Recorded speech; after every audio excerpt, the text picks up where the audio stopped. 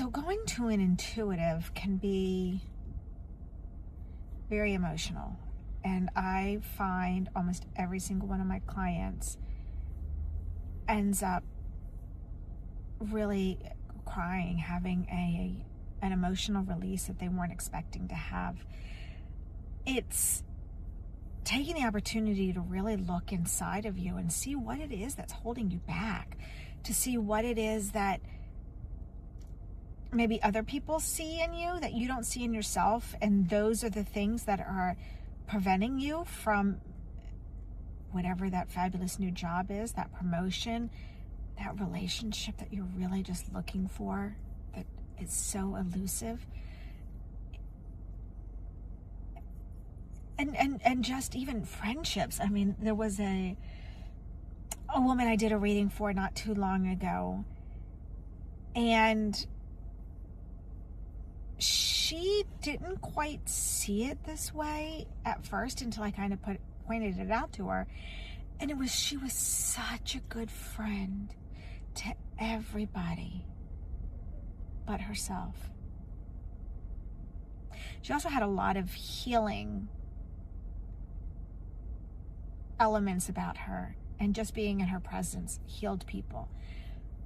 And one of the things that really upset her in her relationships and her friend groups was she felt like she cycled through friends quite a bit. And her developing and growing that friendship, that internal friendship with herself, would certainly help her not feel quite that way.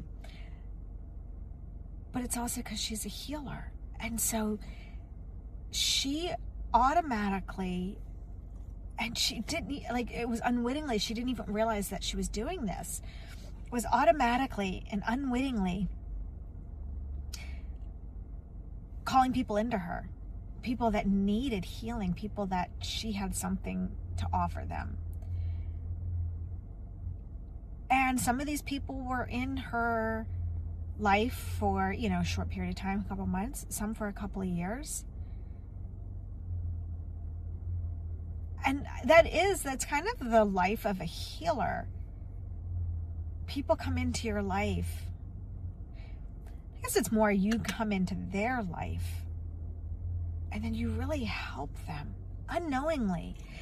But you take on this, she took on this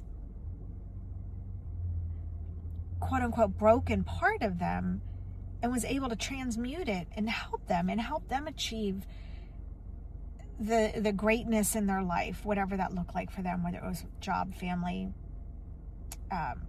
intimate relationships, romantic partners, that type of thing.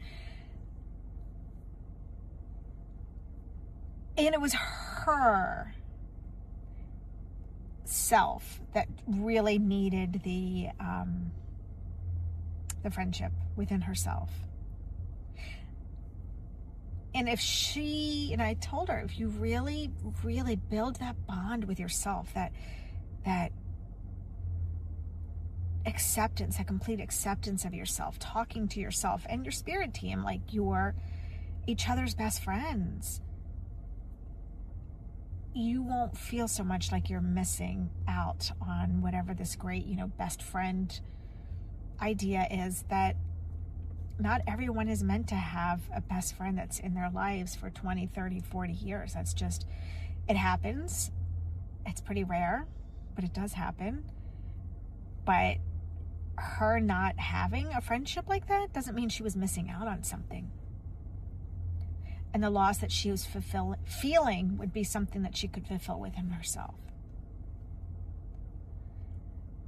And at the end of our session together, she really noticed a difference, almost an acceptance, in a good way though, of her place in life, and how unwittingly she was helping so many people, and how good that really made her feel. And it allowed her to stop seeing the quote unquote negative side of cycling through friends and seeing the positive side of the difference and the impact that she was having on these people. And that really, really, resonated with her. And I was really glad that I could share that with her. Anyway, if you would love a reading with me, you know where to find me. My links are in the bio. Have a wonderful day. Thank you. Bye.